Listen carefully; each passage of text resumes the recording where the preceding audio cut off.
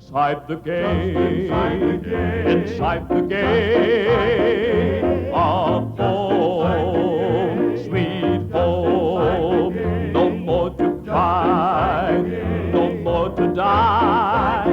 A crown of life you've won. You're safe at last, your sorrows past. A mansion here forevermore. Yes, all of this I'll hear him say when I step inside the game. He's inside the game. Just inside the game. Inside the game. We went to a concert to see the Blackwood Brothers and the Statesmen. And then I really got it, seeing those guys up there, and those great suits and those great haircuts and those pencil-thin mustaches. And that was amazing to me. It was like seeing, those were stars to me. A mansion here forevermore. Yes, all of this I hear him say when I step inside the game. I'd like to point out that that low voice there belongs to J.D. Sumner, America's lowest bass singer. And now let's pause for a moment while a friend of yours brings you a very important message. It was J.D.'s idea to get a bus, and he took a lot of ribbing about that. I remember somebody in the group said, well, we could get a train car, you know, and go up and down in the country in a train car. Somebody said, well, we could get a boat and go up and down the rivers, you know, in a boat. Back in the early days, when you get through, there's 2 in the front and 3 in the back, a 5-man quartet. Well, every 2 hours you switched, you know. But the one in the middle and the back, when you went to sleep, your legs would fall over on the other guys with you. So you took your belt off, strapped it around your knees and buckled it, and folded your arms and went to sleep like that. So when you relaxed, when you went to sleep, your legs wouldn't fall over on the other guys, you know. So those were rough days traveling. That was the best idea he ever had. Because it's, you know, it's nice to get in that bunk and go to sleep and pull that curtain around you and read a book. And then be like this for 500 miles, guy on Penrod on one side and Bill Gaither on the other. That's between ugly and ugly. I kept bugging James.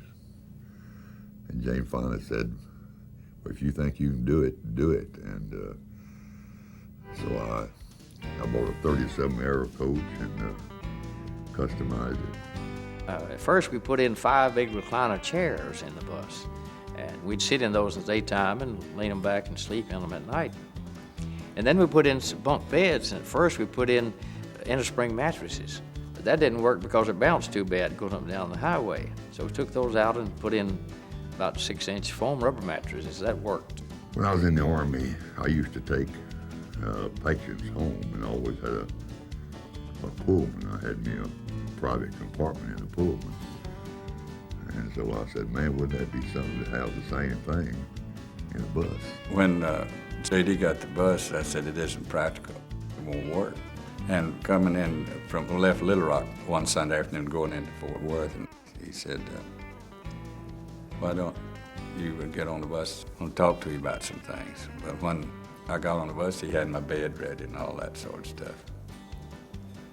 I went back there and went to sleep, and I woke up in Fort Worth. So we, George and I, got Hovey down there at the record shop, at the coffee shop, and told him that we thought we needed both of us to get a bus. And so Hovey agreed, and we went to Dallas and bought 2 buses. And just alike, you know, had those twin buses. The bus is the greatest. I think it's the greatest thing I've done. I'm proud of that anything. Traveling by bus was not J.D.'s only innovation to help propel the gospel music industry forward.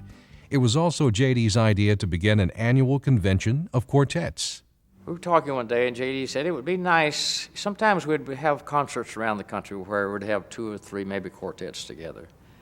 But he said it'd be nice if we had a time and a place every year where all the groups came together for perhaps a weekend or a Friday and Saturday. And I always tried to get the Sunshine Boys to do it, and I was with them, and they wouldn't do it. And when I came with the Blackwood Brothers with James, finally got sold on the idea, so we couldn't call it the camp meeting of gospel music, so we just called it the National Quartet Convention.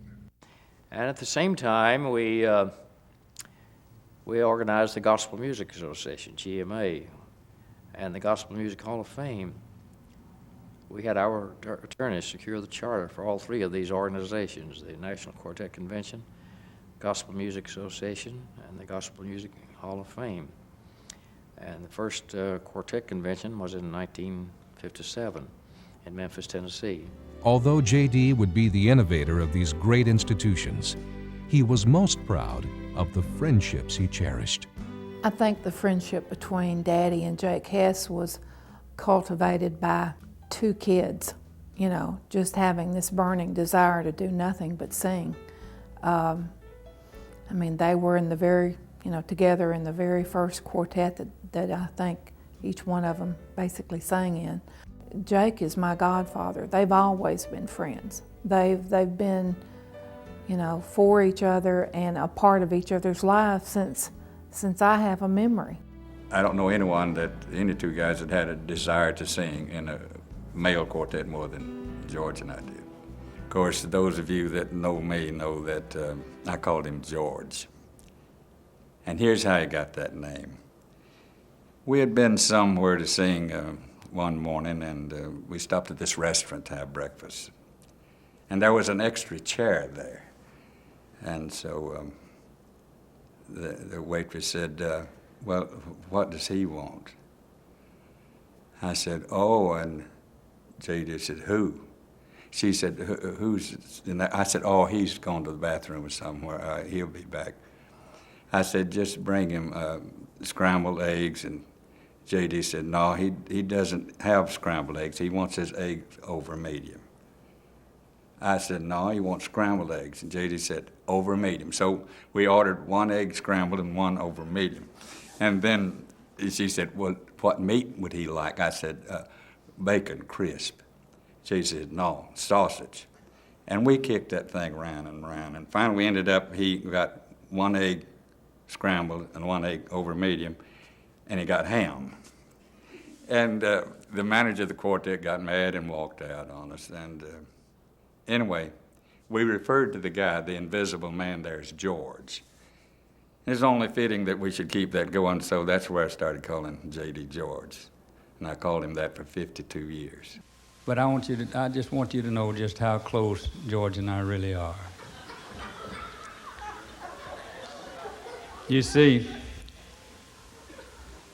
George smokes, I get cancer. I'm telling you the truth. Last year, I was nominated for the Gospel Music Hall of Fame. George was inducted. We were up in Ohio. James told you part of this story. I wasn't feeling too well that morning, so I took a laxative. Didn't affect me, did George.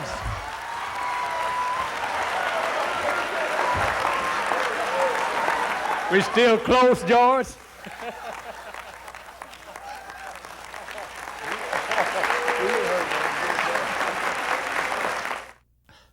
The first time I met J.D., I think it was something, I'm not real good at dates, places, but I think it was Greenwood, South Carolina. The Blue Ridge and the Blackwoods were working together. And back in those days, we went on first, and sometimes Elmo and the guys would sing a few songs. Then all of a sudden, Elmo would pick somebody out of the group to do a couple of solos while they went in the back and just hung out a while, you know. So that night they asked me to do a couple of solos. Me and Kenny Gates, the piano player, stayed out there. Well, I sang a solo, and then I told Kenny, I said, I was going to do something silly. I said, give me a key. Kenny said, what key? I said, it don't make no difference. He said, yeah, it does. It may be in the wrong key. I said, no, just give me a roll of piano. And I did the laughing song for the first time that night. And a little bit later, when we walked off stage, when we were through with our stand, I passed J.D. J.D. shook my hand, and he said, anybody that can be that big an idiot, I want to be their friend.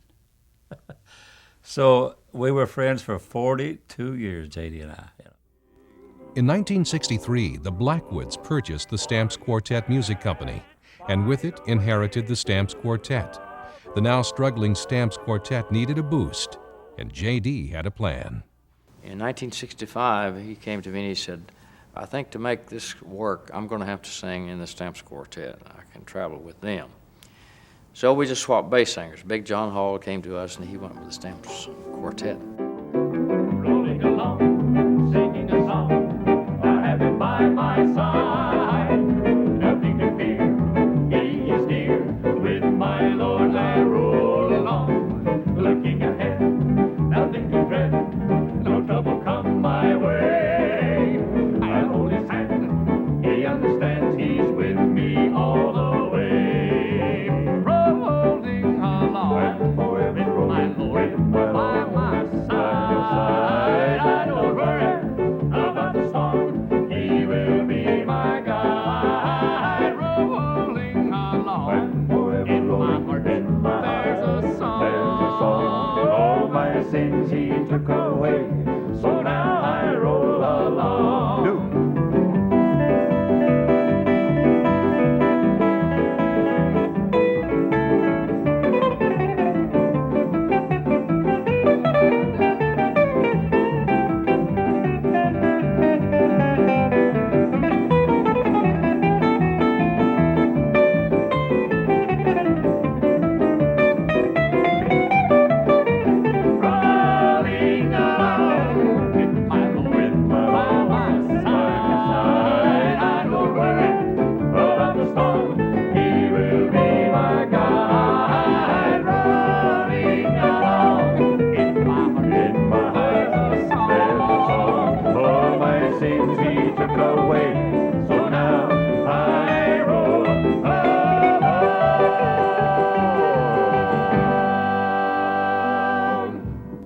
Working for J.D. had a talent agency called Sumner Talent Agency. I'd had a group since 1959, decided to get off the road, and so I went to work at his talent agency. And I got a call one day, and he said, we're losing our baritone singer, and I need you to fill in until I can audition somebody. And so I filled in ever since.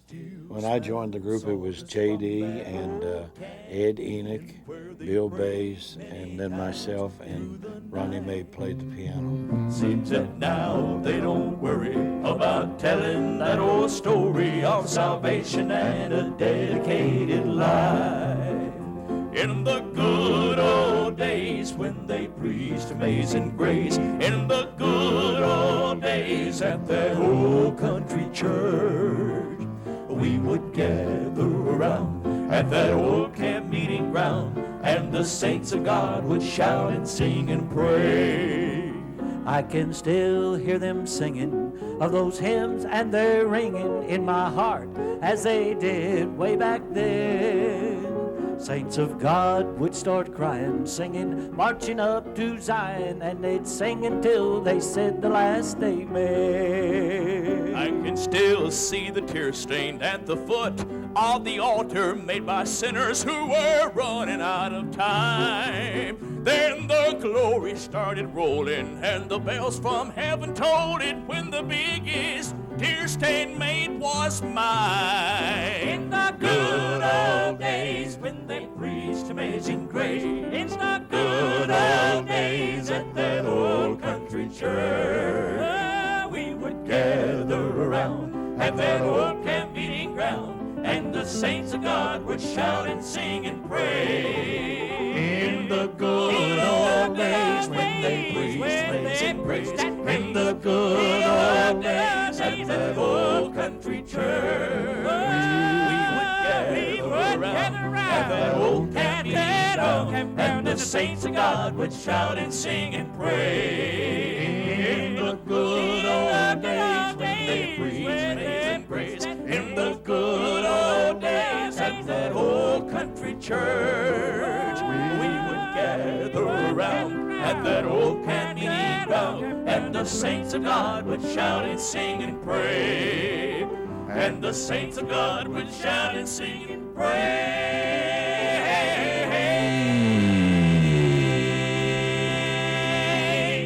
Thanks so much for watching this clip from New Haven Collections. For full episodes of some fantastic shows, go to www.countryroadtv.com. And if you'll use the code New Haven, you'll get a month free.